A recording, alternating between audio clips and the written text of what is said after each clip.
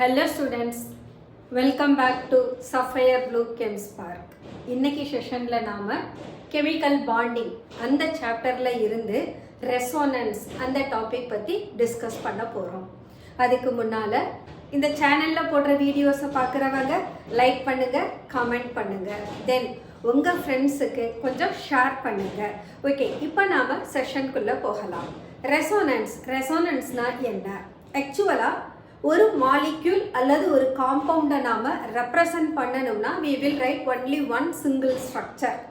அந்த single structure வழியாக தான் அந்த மாலிக்யூல்ஸுக்கான பாண்ட் பாராமீட்டர்ஸ் எல்லாமே நாம எக்ஸ்பிளைன் பண்ணுவோம்.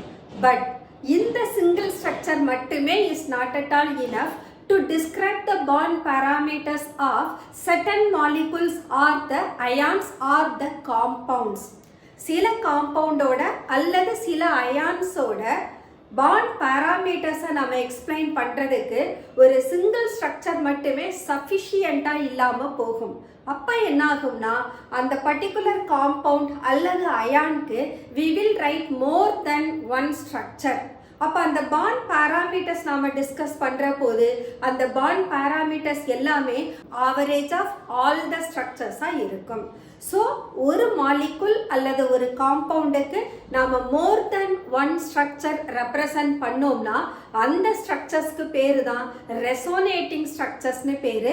தென் அந்த ஃபினோமினாக்கு பேரு ரெசோனன்ஸ். ஸோ ரெசோனன்ஸ் அப்படின்றது ஆக்சுவலாக யாருக்கு ரெசோனேட்டிங் ஸ்ட்ரக்சர் ரெப்ரசன்ட் பண்ணலாம் அப்படின்னா அந்த காம்பவுண்ட்ல அட்லீஸ்ட் ஒரு பை பாண்ட் இருக்கணும் or lone pair electron with pi bond இருக்கணும்.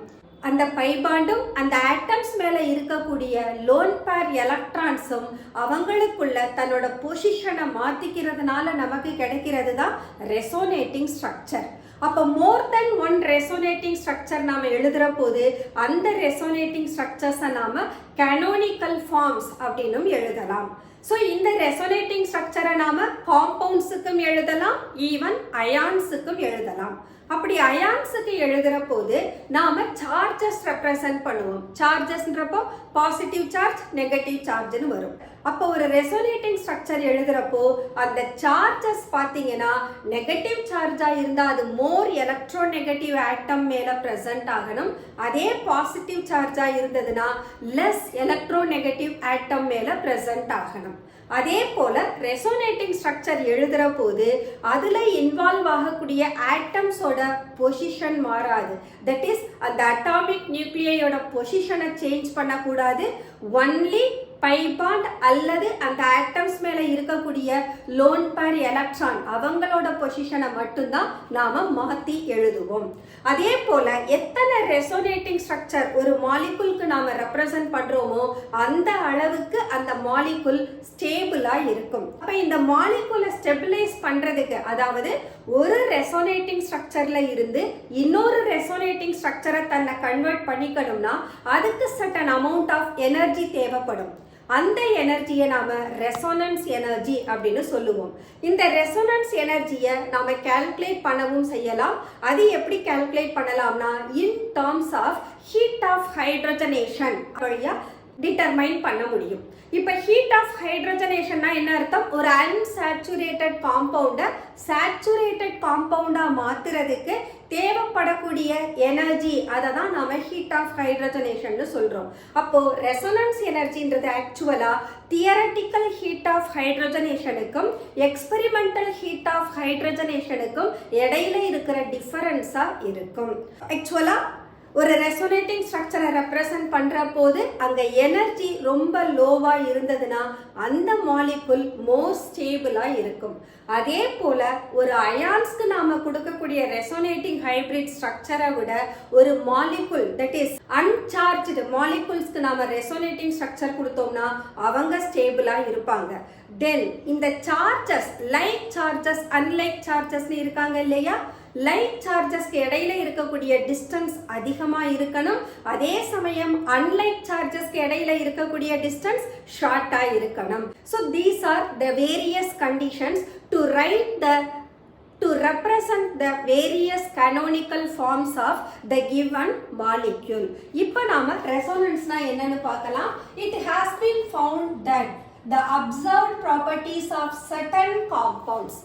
This is not applicable for all the compound. எந்த காம்பவுண்டுக்கு மட்டும்தான் நம்மளால ரெசோனேட்டிங் ஸ்ட்ரக்சர் எழுத முடியும், அந்த காம்பவுண்ட்ல இருக்கக்கூடிய ஆட்டம்ஸ்க்கு இடையில கம்பல்சரி பை பாண்ட் இருக்கணும். அதே போல அதுல இருக்கக்கூடிய ஆட்டம்ஸ் மேல lone pair electrons, that is நான் பாண்டிங் எலக்ட்ரான்ஸும் இருக்கலாம். ஸோ இந்த மாதிரியான மாலிகுல்ஸ்க்கு தான் நம்மளால ரெசோனேட்டிங் ஸ்ட்ரக்சர் எழுத முடியும். அதனால தான் சர்டன் காம்பவுண்ட்ஸ்னு கொடுத்துருக்கோம். So that cannot be satisfactorily explained by the assigned structure. இப்போ நான் கார்பன் டை ஆக்சைடு அப்படின்ற ஒரு மாலிகுல் எழுதுறேன். இந்த கார்பன் டை ஆக்சைடு நான் ரெப்ரசன்ட் பண்ற போது கார்பனோட வேலன்சி 4ன்னு எனக்கு தெரியும். அப்ப நான் எப்படி எழுதுவேன்? Carbon double bond O double bond O அப்படின்னு எழுதுவேன். இதுதான் எனக்கு கார்பன் டை ஆக்சைடோட ஸ்ட்ரக்சர். இதுல கார்பனுக்கும் ஆக்சிஜனுக்கும் இடையில இருக்கக்கூடிய பாண்ட் லெங்த் அதை நான் கன்சிடர் பண்ணணும். இங்க கார்பன் ஆக்சிஜன் சிங்கிள் பாண்டும் இருக்கு, கார்பன் ஆக்சிஜன் டபுள் பாண்டும் இருக்கு. That is carbon oxygen sigma பாண்டும் இருக்கு, கார்பன் ஆக்சிஜன் பை பாண்டும் இருக்கு. சோ இந்த கார்பன் டை ஆக்சைடு மாலிகுல்ல நம்ம carbon oxygen single bond length பார்த்தோம்னா that is found to be 143 picometer, as well as carbon oxygen double bond length பார்த்தோம்னா that is found to be 123 picometer. இது இந்த carbon dioxide மாலிகுல்ல ஒரு single ஸ்ட்ரக்சரா நான் represent பண்ற போது expect பண்ணக்கூடிய carbon oxygen single bond and carbon oxygen double bond length. ஆக்சுவலா இந்த கார்பன் டை ஆக்சைடு மாலிகுல்ல கார்பன் ஆக்சிஜனோட பாண்ட் லெங்த் பார்த்தோம்னா நாம எக்ஸ்பெக்ட் பண்ற இந்த ரிசல்ட்டை கொடுக்காது. அது 1.15 ஆம்ஸ்ட்ராங் யூனிட்டா இருக்கு. அதுக்கு காரணம் என்ன அப்படின்னா இந்த கார்பன் டை ஆக்சைடை ஒரு சிங்கிள் ஸ்ட்ரக்சரா நம்மளால ரெப்ரசன்ட் பண்ண முடியாது. It has more than one structure. அதை தான் நாம கனோனிக்கல் ஸ்ட்ரக்சர்னு சொல்றோம். அப்போ கார்பன் டை ஆக்சைடு மாலிகுலோட பாண்ட் பாராமீட்டர்ஸ் எக்ஸ்பிளைன் பண்றதுக்கு the single structure is not sufficient to explain all the one. So when we write more than one structures for carbon dioxide, then the bond length that becomes the average of all the canonical forms. So this is what given. நாம கொடுக்கக்கூடிய ஒரு single assigned structure that will not explain the properties of the bond satisfactorily. இதுக்காக தான் நாம என்ன எடுத்துக்க போறோம்? resonating structure எடுக்க போறோம். So actual structure is in between of all these corresponding structure and is called resonance hybrid, and the different individual structures are called resonating structures or canonical forms, and this phenomena is known as resonance. The representation of more than one structure by changing their pi bond or lone pair electron but without changing the actual position of the atoms present in the structure. இதுக்கு நம்ம example ozone எடுத்துக்கலாம். Ozone எடுக்கிற போது we know oxygen. There are 3 oxygen atoms present, and all the 3 oxygen atoms they have the valence electron of 6. அப்போ இந்த central oxygen atom 2 of the electron ஒரு ஆக்சிஜனுக்கு share பண்ணுது, இன்னொரு pair of electron அடுத்த ஆக்சிஜனுக்கு கொடுக்குது. அதனால நாம இங்க coordinate covalent bond அப்படின்னு ரெப்ரசன்ட் பண்றோம். அதே போல remaining 2 electron இந்த ஆக்சிஜன் மேல இருக்கும். Then அடுத்த ஆக்சிஜனை பார்த்தோம்னா it has shared 2 of its electron. அப்ப remaining valence electron 4, 2 pairs of electron அந்த ஆக்சிஜன் மேல இருக்கும். இப்போ அடுத்த ஆக்சிஜன் பாண்ட் ஆக்சிஜன் பாண்ட பார்க்கிற போது இந்த ஆக்சிஜன் தன்னோட எலக்ட்ரான் எதையுமே சென்ட்ரல் ஆக்சிஜனுக்கு ஷேர் பண்ணல. அப்போ இந்த ஆக்சிஜன் மேல நாம 3 pairs of electron அப்சர்வ் பண்ணலாம். Okay, this is what the structure of ozone. இப்போ என்ன சொன்னோம்? பை பாண்டும் லோன் பேர் எலக்ட்ரானும் தன்னோட பொசிஷனை மாத்திப்பாங்க. But the position of nuclei அதுல எந்த சேஞ்சஸும் இருக்காதுன்னு சொன்னோம். அதை எப்படி சொல்லலாம்னா we can write this, it can shift over among these two. அப்ப இந்த பாண்ட் என்னாகும்? இந்த ஆக்சிஜன் மேல வந்துடும். இப்ப பாத்தீங்கன்னா எந்த ஆக்சிஜன் மேல 2 pairs of electron இருந்ததோ இப்ப அந்த ஆக்சிஜன் மேல 3 pairs of electron வந்துடும். அப்ப இங்க இருக்கக்கூடிய பாண்ட் ஷிஃப்ட் ஆகி ஆக்சிஜன் மேல வர்றதுனால இந்த டபுள் பாண்ட் என்னவா மாறிடுது? சிங்கிள் பாண்டா மாறுது. அதுக்கு அடுத்து பார்த்தோம்னா இந்த ஆக்சிஜன் ஆக்சிஜன் சிங்கிள் பாண்ட்ல இருக்கக்கூடிய ஒன் ஆஃப் த பேர் தான் என்னானது ஷிஃப்ட் ஆனது. அப்ப இந்த ஆக்சிஜனுக்கும் சென்ட்ரல் ஆக்சிஜனுக்கும் இடையில இருக்கக்கூடிய பாண்ட் டபுள் பாண்ட் ஆகும். இப்போ இது மேல இருக்கக்கூடிய எலக்ட்ரான் பேர் 2 pairs தான் இருக்கும். அடுத்தது சென்ட்ரல் ஆக்சிஜன் மேல பார்த்தோம்னா it has the same number of lone pair electron. Okay, so இந்த மாலிகுலை நான் ரெப்ரசன்ட் பண்ணிட்டேன். இப்போ இந்த ரெண்டு ஸ்ட்ரக்சருமே எனக்கு identical structure. I am representing more than one form. ஆனா அந்த ரெண்டு ஸ்ட்ரக்சரும் எனக்கு ஐடென்டிக்கல் ஸ்ட்ரக்சர்ன்றத இந்த மாதிரி ஒரு ஈக்குவலன்ட் ஸ்ட்ரக்சரால ரெப்ரசன்ட் பண்றேன். அப்ப இந்த டாட்டட் லைன் எதை மீன் பண்ணுது அப்படின்னா that represents the mobility or the movement of pi electron among these oxygen atom. அதை ரெப்ரசன்ட் பண்ணுது. அப்ப நான் ஸ்ட்ரக்சரை ரெப்ரசன்ட் பண்ற போது இதுல இருக்கக்கூடிய number of sigma bond number of pi bond change ஆக கூடாது. அதே போல ஆக்சிஜன் ஆட்டம்ஸ் மேல இருக்கக்கூடிய லோன் பேர் எலக்ட்ரான்ஸ்லயும் சேஞ்சஸ் வரக்கூடாது. இந்த ரெண்டையுமே நாம கன்சிடர் பண்ணோம்னா we can find in ozone molecule central atom has one lone pair electron. Then oxygen oxygen ஒரு ஆக்சிஜன் ஆக்சிஜன் டபுள் பாண்ட் ஒரு ஆக்சிஜன் ஆக்சிஜன் சிங்கிள் பாண்ட் இருக்கு. அதே போலதான் அடுத்த கனோனிக்கல் ஃபார்ம்லயும் பிரசன்ட் ஆகுது. தென் ஒரு மாலிகுலை எடுக்கிற போது அதுல ரெண்டு ஆக்சிஜன் ஆக்சிஜன் சிக்மா பாண்ட் இருக்கு, ஒரு ஆக்சிஜன் ஆக்சிஜன் பை பாண்ட் இருக்கு. அதே நம்பர் ஆஃப் பாண்ட் தான் ரெண்டு கனோனிக்கல் ஸ்ட்ரக்சர்லயும் பிரசன்ட் ஆகி இருக்கு. அப்போ நாம கனோனிக்கல் ஃபார்ம்ஸ் எழுதுற போது அந்த central atom as well as அதுல இன்வால்வ் ஆகி இருக்கக்கூடிய ஆட்டம்ஸ்ல இருக்கக்கூடிய லோன் பேர் எலக்ட்ரான் சேமா இருக்கணும், நம்பர் ஆஃப் பாண்ட்ஸ் அதுவும் சேமா இருக்கணும். இது நமக்கு condition for writing the structure.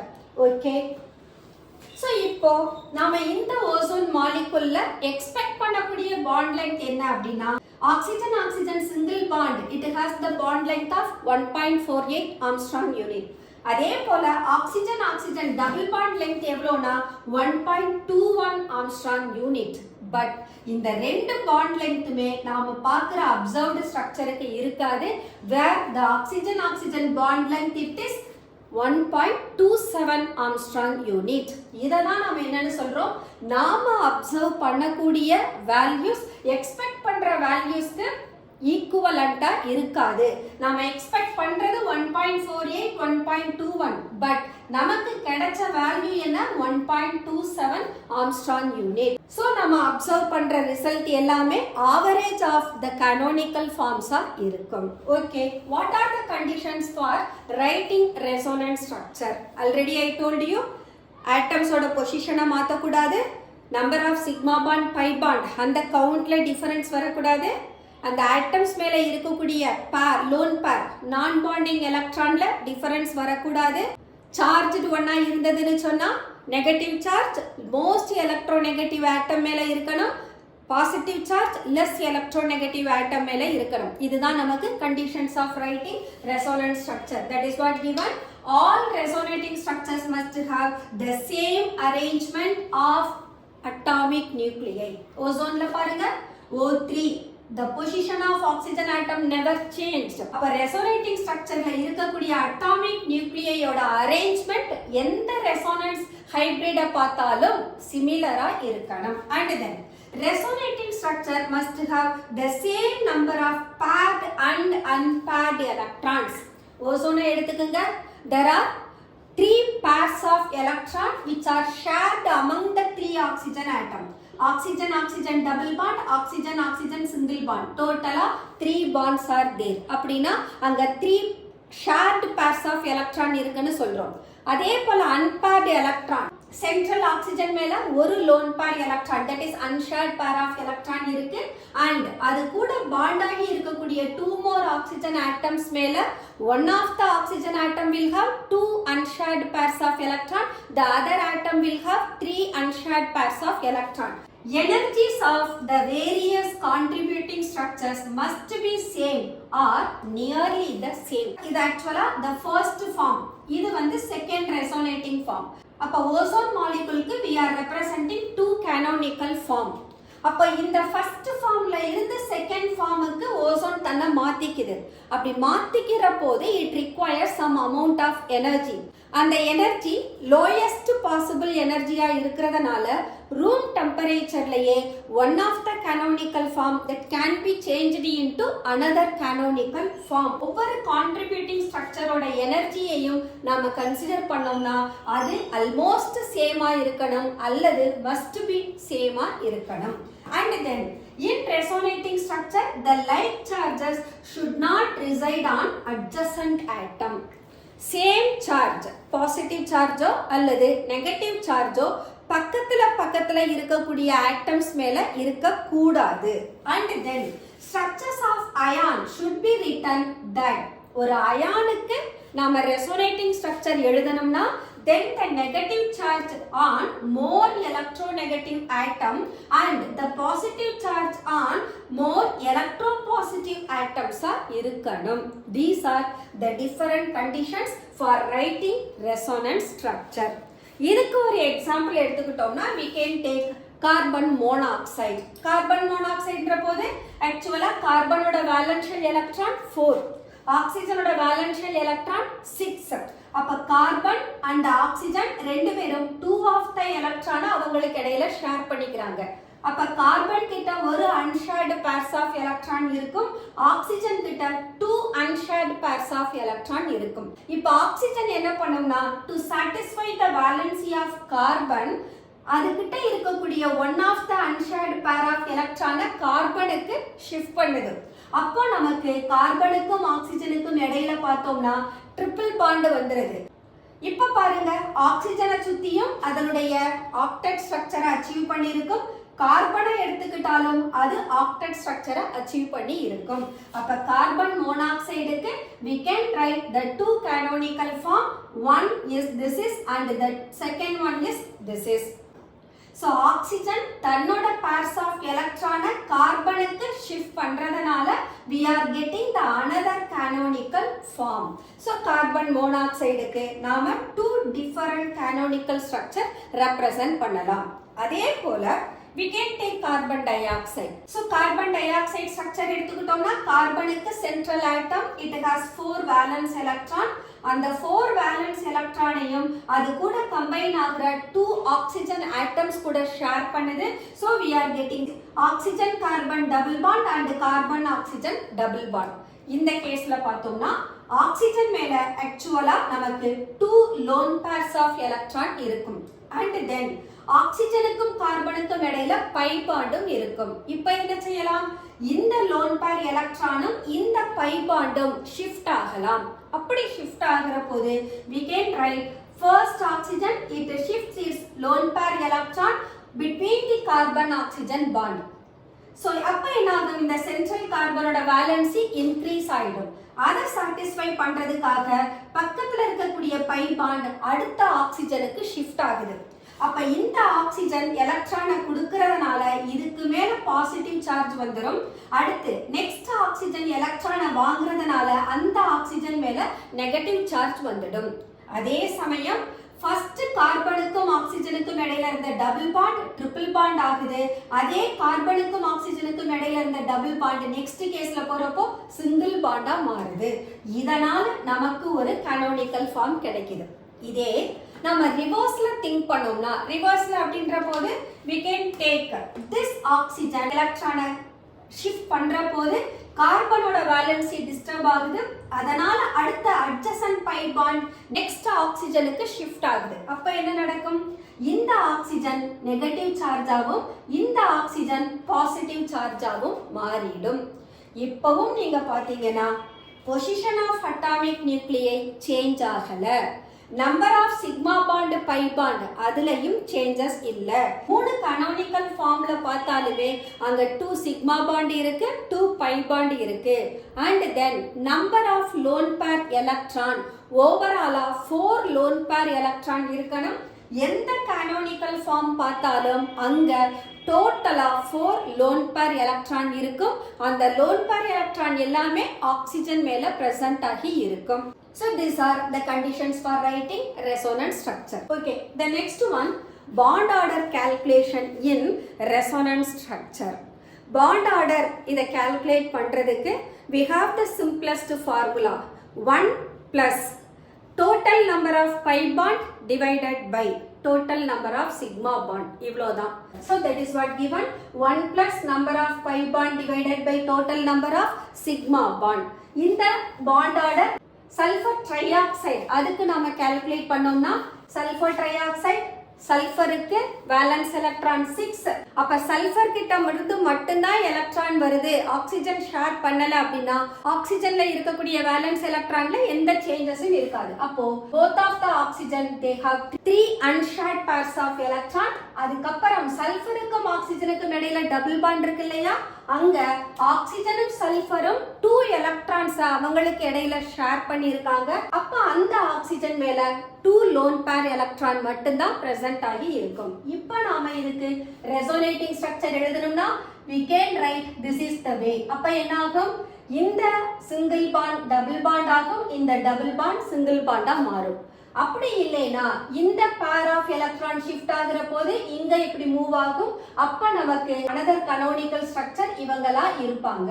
அப்ப sulphur ட்ரைஆக்சைடுக்கு we can write 3 different canonical forms.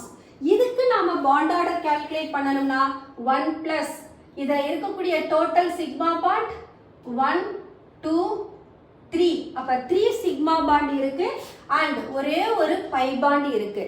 அப்போ 1 plus 1/3 equal to 4/3, that makes 1.33.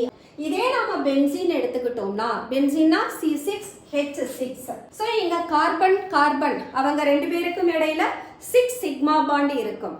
அதே போல கார்பன் கார்பன் அவங்க ரெண்டு பேருக்கும் இடையில 3 பை பாண்ட் இருக்கும். தென் கார்பன் ஹைட்ரஜன் அவங்களுக்கு இடையில சிக்மா பாண்ட் இருக்கும். சோ பென்சீன்ல பார்த்தோம்னா ஆக்சுவலா அங்க 12 சிக்மா பாண்ட் இருக்கும், 3 பை பாண்ட் இருக்கும். இந்த 12 சிக்மா பாண்ட்ல 6 sigma bonds are between carbon and hydrogen. But கார்பனுக்கும் ஹைட்ரஜனுக்கும் இடையில இருக்கக்கூடிய சிக்மா பாண்ட் மூவ் ஆக போறது இல்லை. ஆனா கார்பனுக்கும் இடையில வரக்கூடிய alternate sigma bond and by bond அவங்களுக்கு இடையில தான் ரெசோனேட்டிங் ஸ்ட்ரக்சர் வரும்.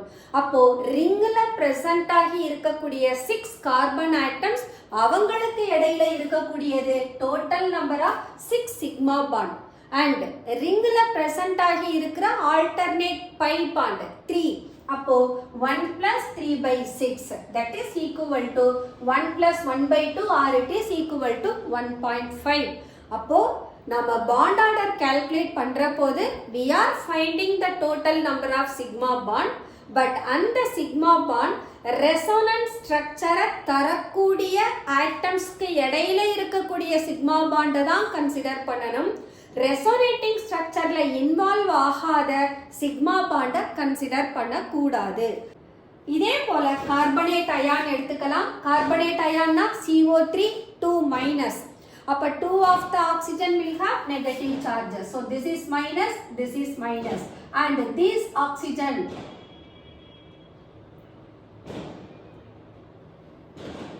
இதுதான் கார்பனேட் அயான். இப்போ ஏதாவது ஒரு பை பாண்டையும் ஒரு லோன் பேர் எலக்ட்ரானையும் நாம ஷிஃப்ட் பண்ணோம்னா we can have such a way. அப்போ இந்த ஆக்சிஜன் எலக்ட்ரானை கொடுத்ததனால இது மேல டபுள் பாண்ட் வந்துடும். இப்போ இந்த ஆக்சிஜன் மேல negative charge, then it withdraws the electron, so minus charge அங்க வந்துடும்.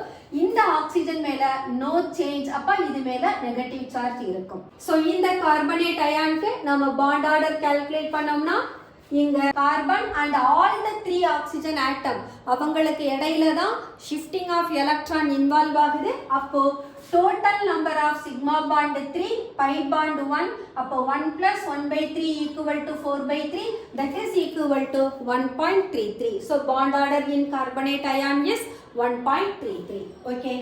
The next one, what are the characteristic features of resonance hybrid? So resonance hybrid யார் அதிகமான ஸ்டெபிலிட்டில இருப்பாங்கன்னா the one with the lowest energy. அவங்களுக்கு தான் stability அதிகமா இருக்கும் than any one of the various resonating structure. Then the difference in energy between the hybrid and the most stable canonical structure is referred to as the resonance energy of the molecule. So the difference in energy of one of the hybrid and the most stable canonical structure, அந்த எனர்ஜியை தான் நாம் என்னன்னு சொல்றோம், resonance எனர்ஜின்னு சொல்றோம். இந்த resonance எனர்ஜியை even we can represent like the theoretical heats of hydrogenation minus the experimental heats of hydrogenation. இந்த ஃபார்முலா வழியாகவும் கால்குலேட் பண்ணலாம். இதுக்கு நாம ஒரு எக்ஸாம்பிள் எடுத்துட்டோம்னா we can take cyclohexene. This cyclohexane மாறுறதுக்கு it requires only 1 mole of hydrogen. So இந்த cyclohexene hydrogenation பண்ற போது we are getting cyclohexane. இந்த hydrogenation processக்கு தேவைப்படுற enthalpy change நாம x kilocalorie per mole னு கன்சிடர் பண்ணுவோம். இதே ஒரு பென்சீனை cyclohexane நான் கன்வர்ட் பண்ணனும்னா it requires 3 moles of hydrogen, for which the enthalpy of heat of hydrogenation is taken as y kilocalorie per mole. So இந்த ரெண்டு மாலிகுலுக்கும் இடையில இருக்கக்கூடிய ஒரே difference number of pi bond.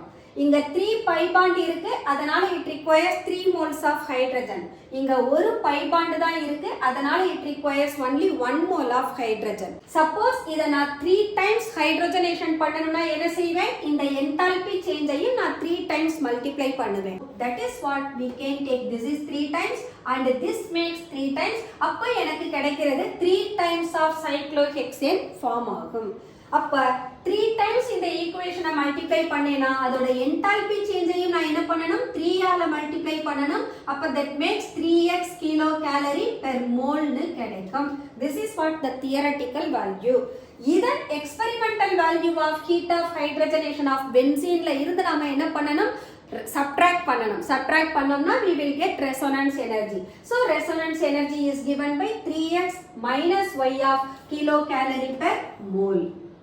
In resonance hybrid, the bond length are different from those in the contributing structure. நாம expect பண்றது ஒரு bond length இருக்கும், but அந்த டேட்டா கூட canonical structuresல இருந்து கிடைக்கக்கூடிய bond length டோட்டலா வேரி ஆகி இருக்கும். அததான் சொல்றாங்க in resonance hybrid the bond length are different from those in the contributing structure.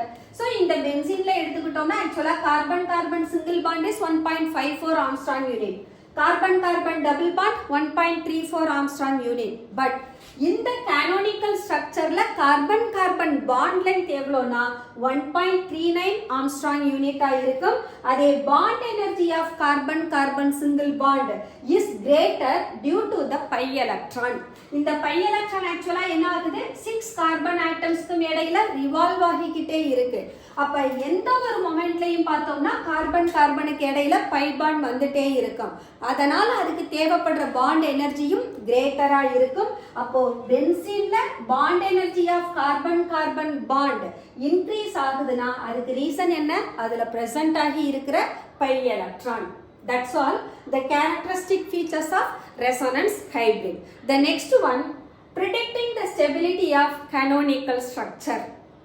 canonical structure வழியா எப்படி ஒரு மாலிகுலுக்கு நாம ஸ்டெபிலிட்டியை predict பண்ணலாம், அதுக்கான கண்டிஷன்ஸ் என்ன அப்படின்னா uncharged structures are more stable than charged.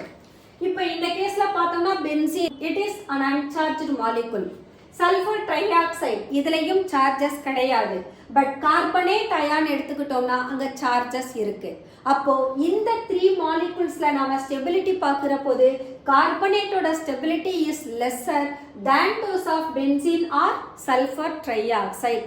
இதுக்கு ரீசன் கார்பனேட் சார்ஜ்டு ஒண்ணா இருக்கு, பென்சீனோ அல்லது சல்ஃபர் ட்ரைஆக்சைடோ அன்சார்ஜ்டா இருக்கு. The next one, structures with atoms obeying octet configuration are more stable.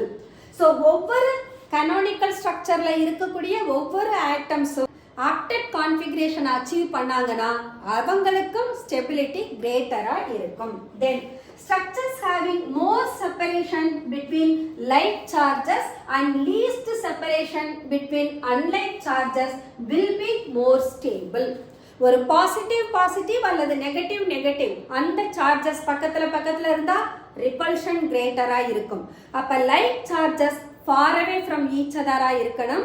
அதே சமயம் அன்லைட் சார்ஜஸ் நியரரா இருக்கணும். அப்படி இருந்தாலும் அந்த ஸ்ட்ரக்சர் மோர் ஸ்டேபிளா இருக்கும். Then a charged structure with negative charge on more electronegative atom and a positive charge on less electronegative atom. இது போல charges present ஆகி இருந்தாலும் அந்த canonical structure நமக்கு more stable இருக்கும். கொடுத்திருக்கிற canonical structureல which of them is more stable அப்படினா நாம observe பண்ண வேண்டிய point charged இருக்க கூடாது. Second thing, unlike charges nearer இருக்கணும். Light charges far away from each other இருக்கணும். Negative charge most electronegative atom மேல இருக்கிறதா பார்க்கணும். பாசிட்டிவ் சார்ஜ் லெஸ் எலக்ட்ரோநெகட்டிவ் அல்லது மோர் எலக்ட்ரோ பாசிட்டிவ் ஆட்டம் மேல இருக்கணும். அந்த கனோனிக்கல் ஸ்ட்ரக்சர்ல இருக்கக்கூடிய எல்லா ஆட்டம்ஸும் ஆக்டெட் கான்ஃபிகரேஷனை வச்சிருக்கான்னு பார்க்கணும். ஸோ இந்த 4 கண்டிஷனையும் எந்த கனோனிக்கல் ஸ்ட்ரக்சர் சாட்டிஸ்ஃபை பண்ணுதோ that canonical structure will be more stable. Okay students, let us close our today's session. இன்னைக்கு செஷன்ல நாம ரெசோனன்ஸ் அந்த டாபிக் பத்தி மட்டும் தான் டிஸ்கஸ் பண்ணோம். நெக்ஸ்ட் செஷன்ல we are going to discuss about polarity of bonds. Until then, bye bye.